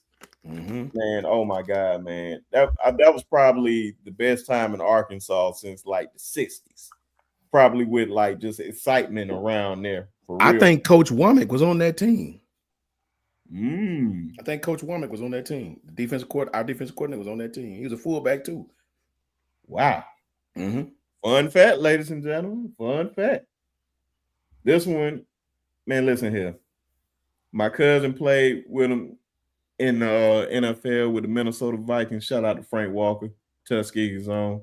He played with him. But this man, Adrian Peterson, man, was just just different, boy. He was just Different. No, Different. Bruh, oh my God. Like the man literally almost won a Heisman as a freshman. Yes, he was different like that. Look at AP freshman year, man. They had concerns about him coming into the draft with injuries, and all he do was proceed to have a first ballot Hall of Fame career. Yep, that kid was different, bro. Man, AP is just different. And then number 2, of course, the king himself, Derrick Henry, man. Just offensively carried us to a national championship, man. All we did, one game that I can just remember the most, man, was that Auburn game. Gave the man the ball 42 times. Yeah. 42 times, and the very last one was a touchdown, man. Gil said he coached against him in high school for 2 years. Wow. Yeah, it's crazy. That's Boy, crazy. see, man, hey, man, I like y'all connections, man. I'm glad that everybody like had these type of connections, man. That is crazy, man. I don't even know how you can coach against that, man. I don't know. I don't want to tackle him. And we may have a little baby Derrick Henry down here in Ski, man. Y'all will learn about him. We're gonna have him up here. I don't want he got to get a little older, man. He got to get a little older, but y'all gonna hear about him in the future, man. Shout out to DJ. But of course, Miss Janet called it for me a long time ago. You already knew who I was gonna put. What I seen, this is like prime middle school in his last year was my freshman year of high school, Reggie Bush. It was nothing like Reggie Bush. I think everybody, especially in my age, just love Reggie Bush, man. Reggie Bush was just different. Lindell White doesn't get enough credit. So I definitely wanted to shout out Lindell White. You go look at Lindell White's stats. Lindell White has some amazing stats. He is probably one of the most underrated running backs in college football history. Just go look at the stats if you don't believe me. But Reggie Bush was so different, man. Just so different. Oh my God, man. Thank God that the Heisman and NCAA, everybody did it right by giving that man his trophy back. A hero. I love Reggie Bush. I don't care if Derrick Henry ran for 10,000 yards in college, even in one season, even in one game. I would never put nobody ahead of Reggie Bush. I'm sorry. It's just what I've seen, and I love him. Man, shout out to Reggie Bush. And also, I want to say this about Derrick Henry before we move on to wide receiver. Derrick Henry, I have said this, I don't even think he needs the Super Bowl. But if he gets the Super Bowl, it ain't even no question. That's why I want him to really get one. But if he gets the Super Bowl, he has undeniably had the greatest career of a running back in the history, NFL, college, and high school. It is just unfair. That would be the greatest, just the greatest running back in the history, just from high school, college to NFL, the greatest ever. So Thanks. I'm praying that happen. But Sharp, I ain't forgot McFadden. He ran for 295 yards against us in Columbia when we had the good defense. He was the man also, man. Man, Darren McFadden really doesn't get enough credit and is not talked about enough. He was talked about during that time, but I feel like we don't talk about him enough. So shout out to Darren McFadden out there. Facts. But everybody, this is where it gets a little fun. So I felt like quarterbacks was going to be a little bit easy, whatnot. But running backs was going to get interesting. We was going to kind of name some of the same people. And we're going to kind of name some of the same people in wide receiver. But I know we're going to have at least 2 guys on our list different every time. So everybody, even the guys up here, name your top 5 wide receivers in college football since 2000. All right, for me, now remember, this ain't what they did in the pros. This is college, right? College football. So, you know, now and receivers was tough for me because it's so many you could have went. Sometimes it's 2 on 1 team, but you can only go 5, right? So, and for different reasons, I got him on here, man. For different reasons. Sometimes it's championships, sometimes it's stat worthy, sometimes it's just I believe in what my eyes tell me he was a better receiver. He done things better than the next receivers. So I gave honorable mention, believe it or not, to Calvin Johnson. And this is because in college, he was still good now, but back then, Georgia Tech just didn't throw the ball a lot, right? This kid just, I mean, everybody saw the Megatron characteristics, but he was at Georgia Tech. And when it was running the damn wishbone option flex, you know, he didn't get a chance to really play in these prolific offenses, man, but he was still doing his thing even at Georgia Tech. So based on his college career, Calvin Johnson is my honorable mention. At number 5, I have Andre Johnson from the University of Miami. If you go back to Miami, Andre Johnson was an absolute killer. He was better than Santana Moss to me. He was better than most of the receivers that I saw they had. Andre Johnson was a workhorse. He was a workhorse. Yeah, man. This kid, Andre Johnson, was a killer. This dude would go up and get the ball, had a vertical after, you know what, was a stocky receiver, was more like Kendrick Law type cat. Andre Johnson's my number 5 guy. And now me being Bama, I got to go with the Bama guys on this. I ain't been Bama heavy on none of my, but this one I got to, because give me something better, right? I challenge anybody out there to give me something better. Number 5, Andre Johnson. Number 4 is Amari Cooper for me. Amari Cooper, bro, give me another one. This in and out of your breaks, breaking down at the top of his routes, attacking the top of the routes. It wasn't nobody better. I think Jerry Jeudy ran harder routes, but attacking the top of the route, Amari was better. I'm telling you, Amari was better. Jeudy would run the first part of the route hard, break down and his break really, really hard and really, really crisp. And sometimes he wouldn't attack the top of the route the best. He just had a hell of a quarterback that could get him there. Amari Cooper, he made Blake Sims look like Blake Sims was an All-American, bro. Amari Cooper, in and out of his breaks, was stupid. I'm telling y'all. So I got Andre Johnson at 5, Amari Cooper at number 4. At number 3, I went with Julio Jones, man. Julio Jones changed the culture at Alabama. He made receivers want to come to Alabama straight out of Amari Cooper's mouth. Julio Jones could block, he could catch. He could do anything you want him to do. I still think if you put Julio in these present day offensive at his prime, Julio would be like something we've never seen. That's straight out of Devontae Smith's mouth, right? Julio Jones was probably the most talented receiver to ever play at Alabama. When you look at all the measurables, size, he was faster than most of them. He ran a 4.42 on his combine. His 10-yard split was on a broken foot. He was probably the most talented receiver from size, measurables, toughness to ever play at Alabama. So he could easily be number 1. But I would be disrespectful if I did. So if Julio ever sued this, Julio Jones is my favorite receiver to ever lace him up at Alabama, right? That's a fact. So I got Julio at number 3. At number 2, I got Larry Fitzgerald. If you remember Larry Fitzgerald, you know he was Julio Jones before Julio Jones, man. You know what I'm saying? Larry Fitzgerald in the early 2000s was stupid, right? This kid was catching balls with one hand. This kid was Randy Moss before I knew who Randy Moss was, man. Larry Fitzgerald was that dude. I challenge y'all to go watch Larry Fitzgerald at Pitt back in them days and some of them catches he made, man. Very, very, very similar game to DJ Hall at Alabama. Very similar game, man. It's just he played with a better quarterback. Larry Fitzgerald did. And at number 1, you can't go nowhere else but this if you're an Alabama fan. Over 100 catches. Kid ain't big as a tooth stick. And let me get my coaching hand. Gil, you'll appreciate this.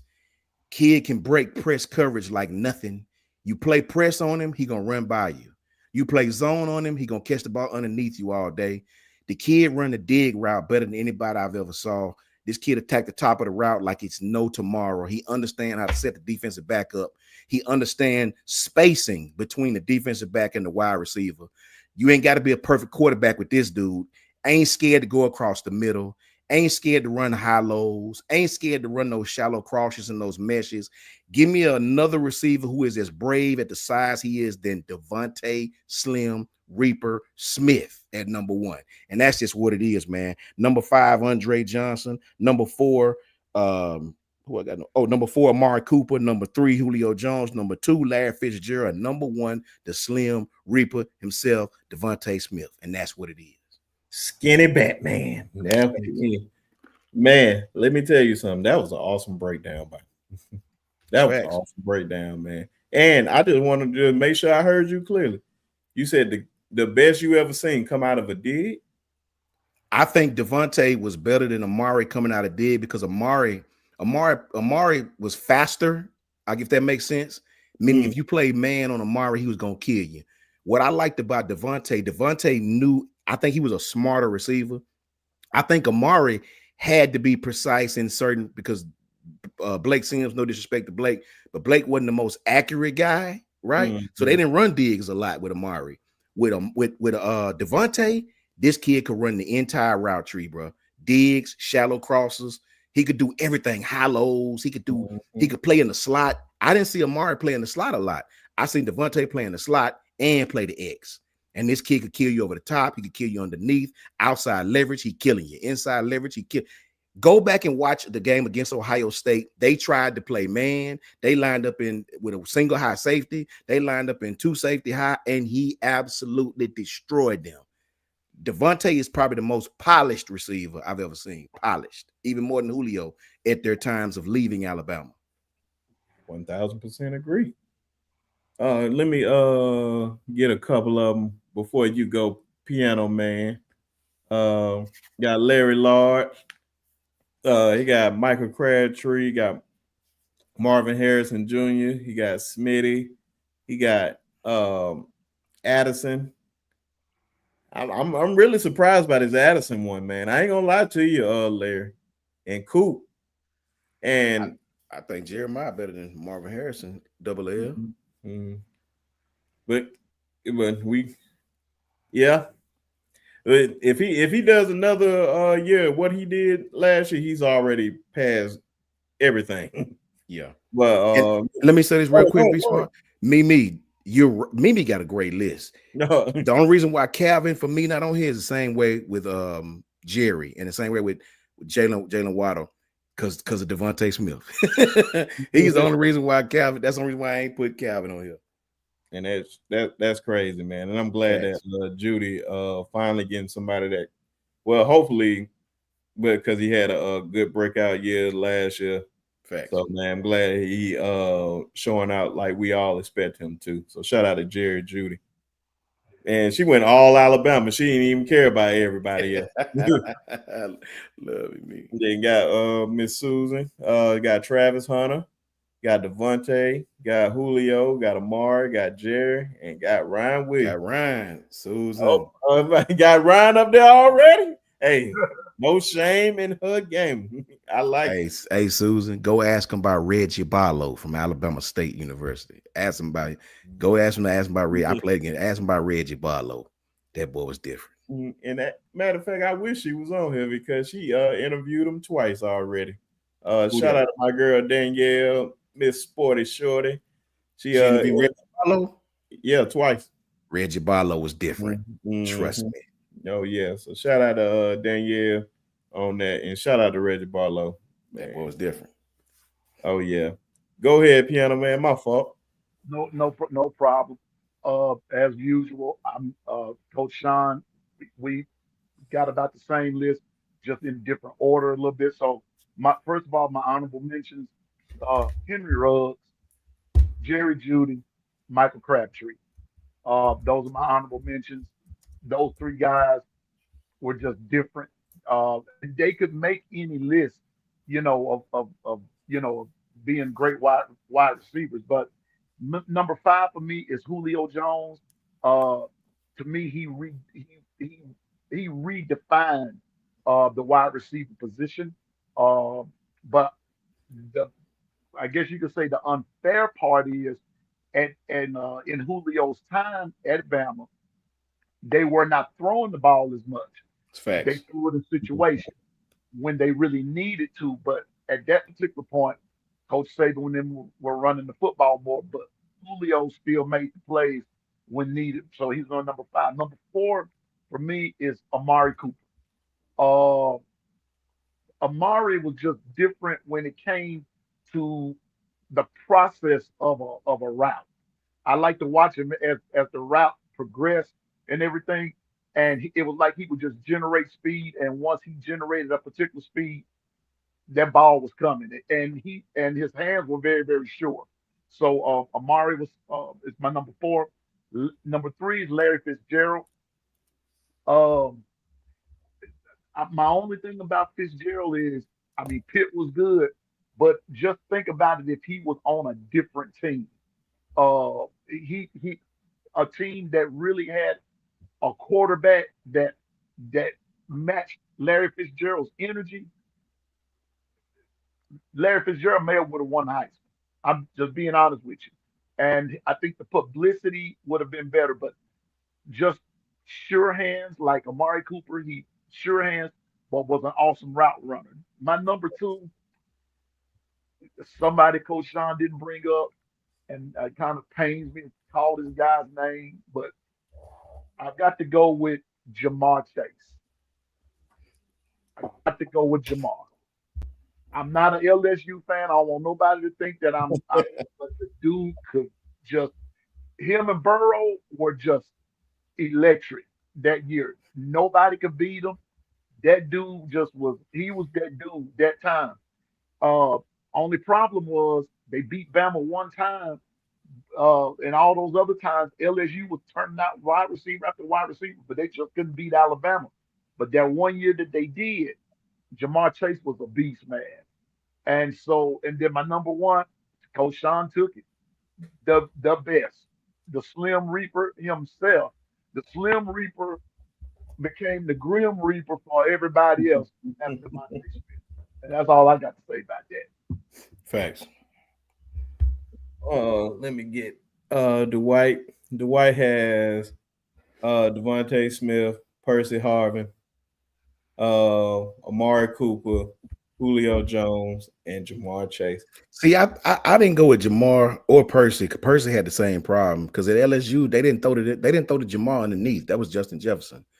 He was a deep ball guy. You know, Justin was your underneath guy. With Devontae, he did it all. He did it all. I just didn't, you know, for everybody different reasons, but I love that. I love them. I love them lists for real. Yeah, man, because they definitely on my I have a few guys on here, man. So I have a bunch of honorable mentions, and there's guys that definitely need a shout out. I seen Gil put this up here. Said Percy Harvin gave me his rookie card. I still got it. Hey, man, hold on to that. That's different right there. Said Amari Cooper had the best footwork I ever seen of a wide receiver. Man, I may give it to Judy. I may give Ayers to Judy and give Coop too. But hey, either one you can't go wrong with. I promise you. All of them Bilenikoff Award winners. Shout out to Smitty too. But can I say something else? No, please, man. And bruh, and Coach Sean sort of alluded to it. Think about it. What if Jalen Waddle hadn't have gotten hurt? And now you've got Jalen and Devontae out there at the same time. Who would have won the Heisman? I don't think Smitty would have won it because a lot of those passes would have some, like, I'll just say half of them would have went to Jalen. Yeah, facts. But man, but that shows you, man, what that just shows you how good Smitty was, man. And I just respect Smitty so much. Yeah. But when every team tried to stop this kid, every team exactly couldn't do nothing. Georgia, Kirby Smart said that is the only time we've ever played bracket coverage with 3 people, and he ate against Georgia. Remember that play in the back of the end zone When Bama had the red lights, when he got one leg down, oh my God. You got the linebacker dropping back in zone, the safety over the top, and you got another dude rolling coverage, the middle linebacker who rolling coverage this way. You got two underneath, one on top, and he's still killing you. Still killing you. Man, Coach Sean, speaking of Smitty, and I'm going to go back to that 2nd and 26 from Tua. When you go back and watch that play from the start, the way that they covered Smitty, they I don't know how you would term that defense, but you had one guy covering him, and then the other guy picked him up, and even when the guy picked him up, Smitty still was like 5 yards behind him. Yeah. Nobody could guard him, and that's why I have a hard time understanding how in the world can Georgia be named DBU when every time, if you go back and run a list of Alabama playing Georgia and go back and look at the passing plays, every time Bama's wideouts got behind Georgia's DBs, every time. That goes to show you how dangerous those guys were. Facts. Yeah, every time. And Miss Janet, John Mechie was just different too, man. Yeah, I think reason why people don't automatically think Mechie is because he had J-Mo on the other side. Mm-hmm. It's hard to remember how good Mechie was because all you remember is that number one just running right by everybody. You know what I mean? Jameson Williams, if that boy had went to Bama all his seasons, we might be talking about him as the best receiver to come because that boy was deep. He was just the opposite. He was to me the same as like Jamar Chase and them. 9 routes, deep digs. He going to get them things, right? That's why I didn't really put Percy and all them because they would run reverses and they didn't do the stuff that Devontae did. You know what I'm saying? J-Mo was a deep, even now in the NFL, he's a deep ball go-getter. Like if you look at he probably averaged more yards a catch than anybody because everything he get is down the field, everything. Mm-hmm. And Coach Sean, when you put J-Mo in a one-on-one situation, count it. Facts, man. You know what I mean? Just like with Devontae Smith, put him in a one-on-one, man-to-man coverage. It was over. Speed. When they say speed kills, that's your definition of speed killing somebody. J-Mo and Devontae. But see, receivers like that, you can scheme to not really stop them, but limit their big plays because you know what they do. Go like Vontae. You see, you can play shallow, you can play zone, you can pattern match on the back end. Ain't gonna help you. Look in the Super Bowl. That wasn't man coverage, believe it or not. It wasn't. It was straight. It was actually just straight zone. Vontae he just got past it. Got in the space. Got a little. Got a little. Went right by the guy, man. Even in zone. The dude stayed in his back pedal too long. Over. You're dead. You might well go on write your own death certificate. Over with. But like you said earlier, and I'm through when I say this. Like you said earlier, Sean, when Devontae runs a route, it is so polished. Yeah. And I guess what I'm trying to say is it's the little things he does in the route, in the running of the route. Facts. The little things that you don't see or you don't pay attention to is what causes him to be successful. He's steadily working at it because he's still not satisfied with his gameplay. That's man. That's what makes that dude, man. He's different. Yes, he is. Man, for my honorable mention, I have 4 guys just because, of course, we said a lot about Jerry Jeudy. So shout out to Jerry. Percy Harvin, man, was just different. Yes. Just different. That's why I said, man, the man would be getting prepared to have a gold jacket if it wasn't for those migraines. Yep. There was nothing that these boys could do with him in the NFL. One other guys I want to give a shout out to, Michael Crabtree.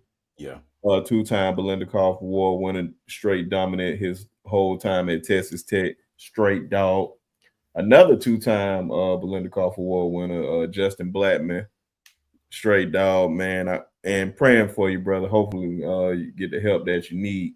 Thanks. And a guy, I always say his name fully every time, and none of us mention this man. Adriel Jeremiah Green. This man right here. I seen AJ Green give some folks a hard time out there. They ain't want to be on that island out there with that man, bro. I'm telling you. That man was different, bro. AJ Green was just so different, man. Especially having Matthew Stafford out there with him. Yeah. People forget he was the number 1 receiver coming out of high school, and Julio was the number 2. People forget that. Mm-hmm. Yeah, man. Because on different sites they just have it flip flop. Yeah. You couldn't go wrong. You couldn't go wrong with either one. Either one. Yeah. You couldn't go wrong. They both were just the prototype, man. Yep. We knew they was set up for greatness, and he will be wearing a gold jacket. Number 5, I feel like can be considered the greatest wide receiver ever, and that's Calvin Johnson. Not just stat wise with Jerry Rice. I understand the stats and all that, but Calvin Johnson, you do not want to be one-on-one with that. I don't even know how you can guard that man. The man is just a mismatch all the way, man. But it probably has one of the greatest highlights I ever seen by a wide receiver. I don't know how you go on a 5-yard slant running full speed. The ball is behind you, and you just somehow just reach out and just like dive backwards and grab the ball with one hand. A lot of people know what that play is, man. I wish I had that highlight up, man. I'll play that all day. 4, I have Jamar Chase, man. You just can't beat 20 touchdowns in the season, man. Just unguardable. No matter what the game was, he always steps up. He even doing it in the NFL right now. That just shows you how great he is. Because no matter how big the game was, he shines every single time, no matter who's on him. Number 3, I really thought this was like the pinnacle of stats you can get with a wide receiver. And I can't believe I don't even have him on here, but also honorable mention. He's only a year older than me, and I've seen him play in high school. Julio Jones. I couldn't put him up here just because these other guys were so great. And that was just stat-wise, but Julio was great too.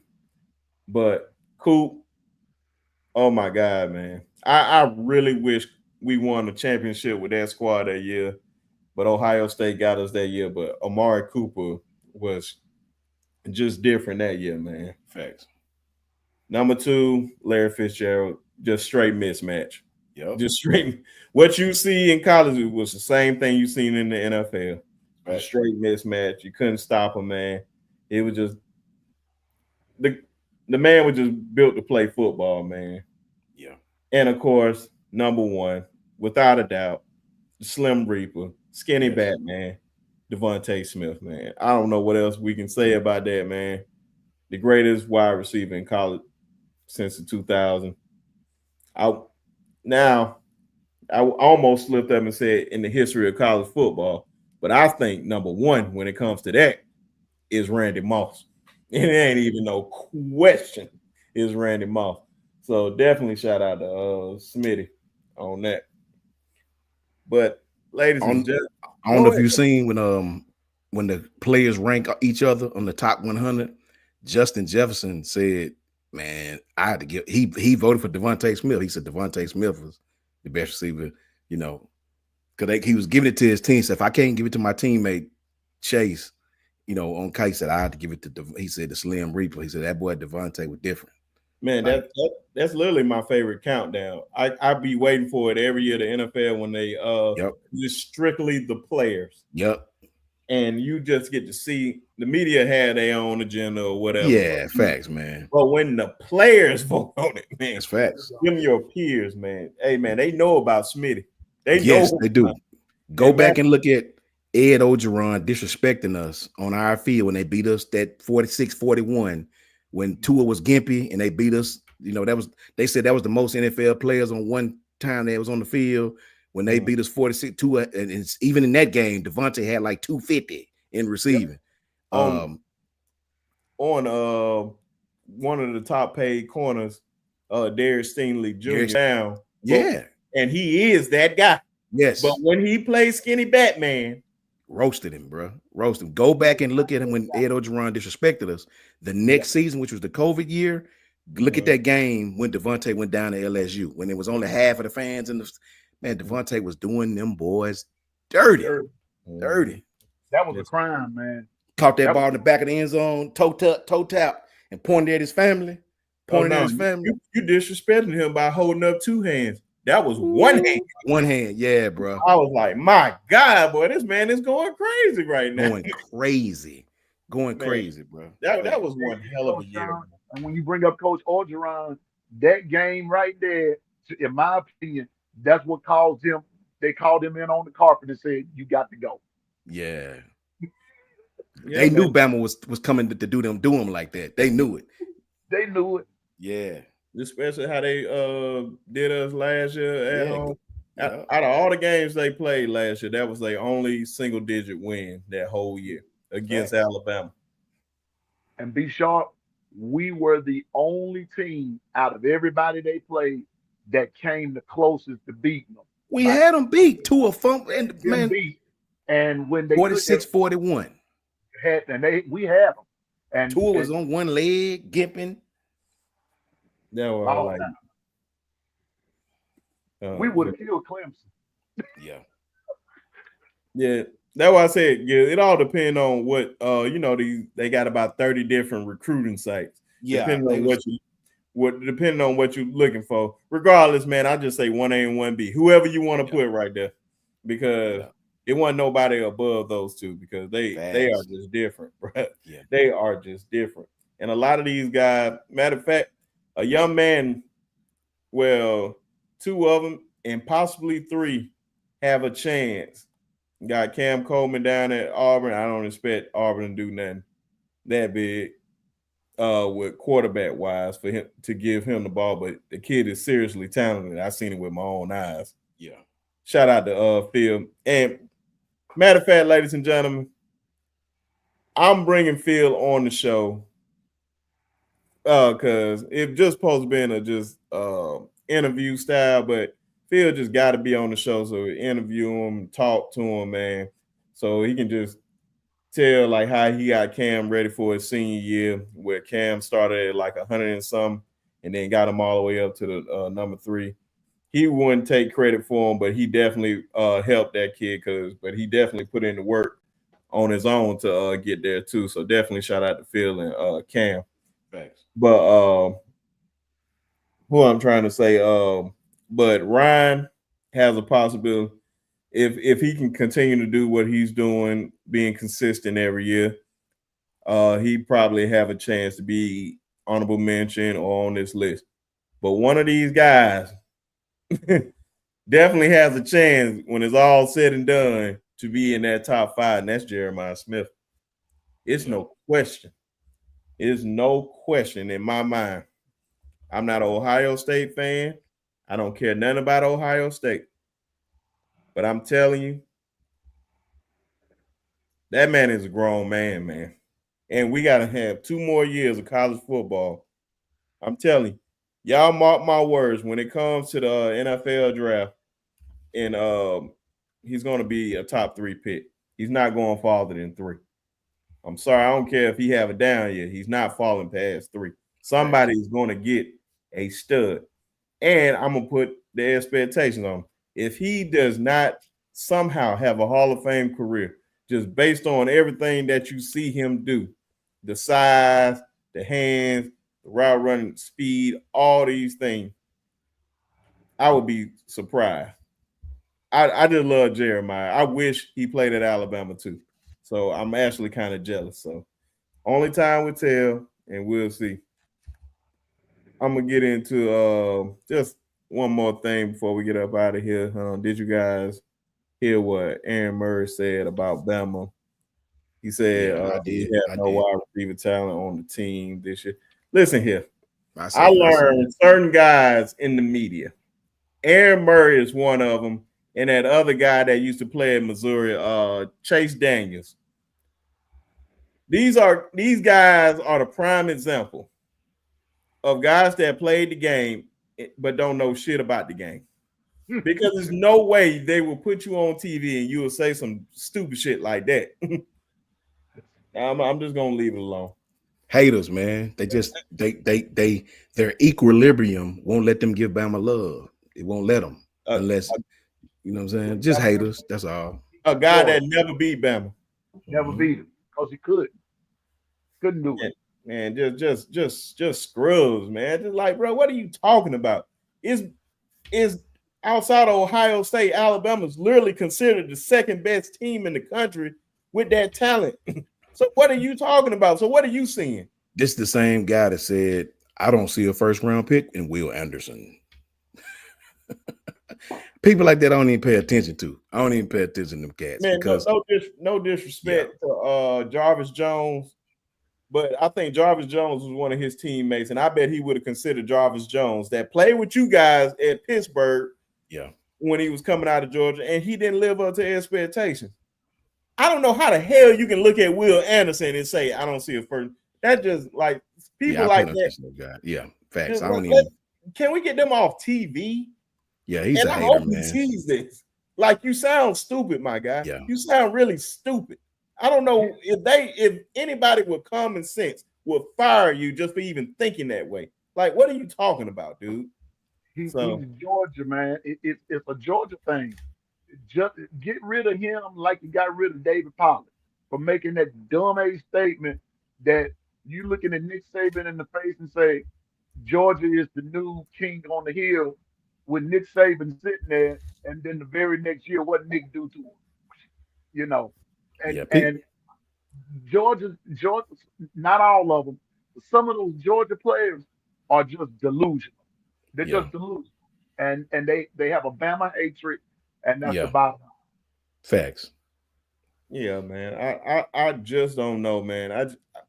Man, listen here. I hate Auburn, but I would not just say Bo Jackson is not considered by most. He's considered the greatest athlete ever, and I'll just be like, well, Denard Robinson is more athletic than him. Like, like, come on, bro. That just ain't like the truth is the truth. No matter if you like it or not. The truth hurts. I'm sorry. And you know what else is the truth? You just never beat Alabama. You fumbled the big game, man. The year that we played Notre Dame, you lost the game, sir. You lost the game, Aaron Murray. Facts, Eddie. Facts. Bama is 10-2 at the head last year. And I think we're gonna be 11-2 because I think we're gonna beat them again. Yeah. So, man, Bama's gonna beat them again. I'm just like, man, you just sound stupid, bro. Like, come on, man. I don't even want to call you ignorant, bro. You're just stupid because there's no way you literally, like, majority of all the analysts from all the football people, if you want to say Ohio State, fine. But literally, Alabama is right there from talent wise. Like, what are you talking about? It's facts, man. I mean, out of 12 games, you know, DeBoer had been in Alabama for 6 months at that point in time. We won 9 out of 12 games with a whole new genre of people. Alabama's going to be better this year. I don't give a damn what they say. I'm telling you Alabama's going to be better this year, bro. And they know it. They know it, bro. It's just hate. I'm actually glad they're doing it. Don't give us no love, buddy. Keep the hate coming. I love it. I love it. I tell you. Do not give us 2 1,000-yard receivers this year. It's fact. I promise you. I want everybody to remember what Aaron Murray said, because I know I'm flood his act. And I'm just like, oh, you remember when you said this? You remember when you said that? Like, bro, you just sound stupid, bro. I don't know why they have you. I don't know where yet. If you got your own podcast, God bless you, because that's where you need to be. I would rather listen to T-Bob Hebert than listen to Aaron Rodgers. T-Bob is crazy, man. And he tell the truth. He give Bama they love. He'll tell you, I effing hate Alabama. But you know what? He tell the truth. Shout out to T-Bob Hebert, man. He keep it real. You have to respect people that are like that, man. I don't care how much you hate them, but you got to tell the truth. Facts. You just got to tell the truth. That's all it is. And just to say something like that, man, he a clown, so I ain't about to get his clown too much attention. Yeah. Like, man, you're a forgetful quarterback. Nobody's building up no statue for Aaron Murray at Georgia. They building up for Stetson Bennett and all those other guys. You just a fart in the wind, my brother. And another guy you don't pay no attention to is Danny Cannell. Don't pay no attention to him. Definitely don't pay him no attention. And I definitely ain't paying him no attention. Yeah. Oh, scrub at Florida State. Yeah. Just straight scrub. Like, man, like, come on, bro. He does that for headlines. He do that just so people will click on his tweets. And I know now why he do that. He do that so everybody will click on his tweet. He do it for clicks and views, man. You know, man, F him, man. Yeah, that's another clown, man. SEC wannabe. So, but yeah, if he was on three, should never invite him back. And if he worked for On 3, they need to get him off there. Yeah, because they bringing the quality down. Like, what is this nonsense? Like, I can disagree with you, but don't just say stupid stuff. Yeah, facts. Like Janet said, common sense ain't common no more. So at all. I agree with Janet on that. Facts. But ladies and gentlemen, we are about to get up out of here. But before we get up out of here, I'm gonna let the guys shout out their channels and make sure everybody go subscribe to their channels. Please, if you're not subscribed to them, I'm gonna try to get the links in the chat. Or matter of fact, I'm gonna put it in the description so you guys can just easily click on it. But I'm gonna be prepared for now. So anytime somebody come up here, I'm gonna drop it in the comment section. And if you're not subscribed, you can just easily go over there. But one thing, okay, we did quarterbacks, running backs, and wide receivers. So the next time may come on Thursday. But if we don't, may come on Sunday. But the next one we're gonna do is the top. I'm gonna let you guys choose. We can do any position. Pick at least two positions. Okay. Now I'm saying right now. What you think we do? Corners and linebackers. There you go. But strictly corners. We will say the safeties and all that. So okay, strictly corners. Facts. Strictly corners, people. No safeties. We're gonna say that for another channel. So definitely so and inside linebackers, not outside, inside. Yeah, that might. Thank you for doing that. Inside linebackers and only corners. Yes. No safeties. Yes. And no edge rushers. Edge rushers. But let's go ahead let everybody shout out their channel and we gonna get up out of here. Coach Sean, thank you for the as always, thank you for allowing me to hang out with you and Coach Sean. I'm new at this, but I'm so thankful to be a part. Also, Coach Sean and Be Sharp, tell you this. Since we talked last, I'm up to 146 subscribers. So if nobody has subscribed to the Long Run with Piano Man, I need 4 or 5 people to do it, and that will put me at 150. And I would be most appreciative. But you can find me on YouTube, Long Run with Piano Man. But also now in the summer months, you can catch me on the morning run from 8 to 9 on Mondays through Fridays, and then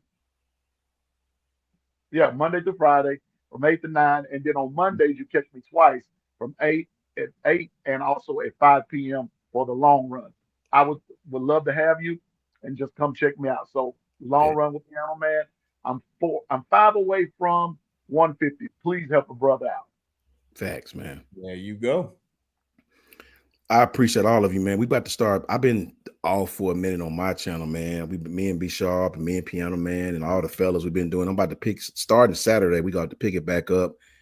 I finally got a break with my little. Every time I think I got a break, man, something come up. My daughter, she involved with, it seems like every damn sport known to man, right? So Saturday we're gonna be back on live on my channel, man. I'm gonna send the link out to all the fellas, of course, as we always do. Tap in with me Saturday, man. We about to do some stuff and talk some ball and picking our content back up with myself, man. And shout out to Ty, shout out to Jance, shout out to Coach Carl, shout out to Coach Al, who's sick. Get better, Coach Al. We putting them prayers in for you, broski.